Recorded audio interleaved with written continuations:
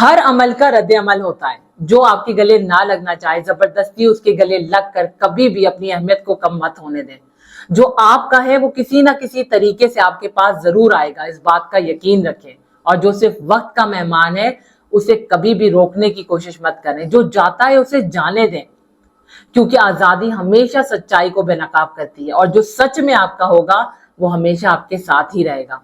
اگر آپ اپنی عزت، اپنی اہمیت کو لوگوں کی نظر میں بڑھانا چاہتے ہیں تو کبھی بھی اپنے رب کے سوا کسی کے آگے مت جھکیں. اپنا دکھ کبھی بھی کسی کے آگے مت روئیں، اور اپنی عزت کے لیے کبھی کسی سے بھیک مت مانگیں. آپ اگر دنیا کو کچھ بھی بتانا چاہتے ہیں تو اپنی آواز کو اونچی کرنے کے بجائے اپنی اوقات کو اونچی کر لیں. دنیا آپ کو دیکھ کر نہیں بلکہ آپ کے پیسے اور آپ کے کام کو دیکھ کر آپ کی عزت کرتی ہے. اس دنیا میں سب سے زیادہ خوش نصیب شخص وہی ہے جو کسی کا محتاج نہیں ہے. خود کو اس قابل بنا لیں کہ آپ کو کبھی بھی کسی کا محتاج نہ ہونا پڑے، کسی پہ ڈیپینڈ نہ کرنا پڑے. اور ایک عقل مند شخص کبھی بھی کسی پر ڈیپینڈ نہیں کرتا بلکہ اپنا راستہ خود بناتا ہے. اور بے وقوف وہی کرتا ہے جو ساری دنیا کرتی ہے.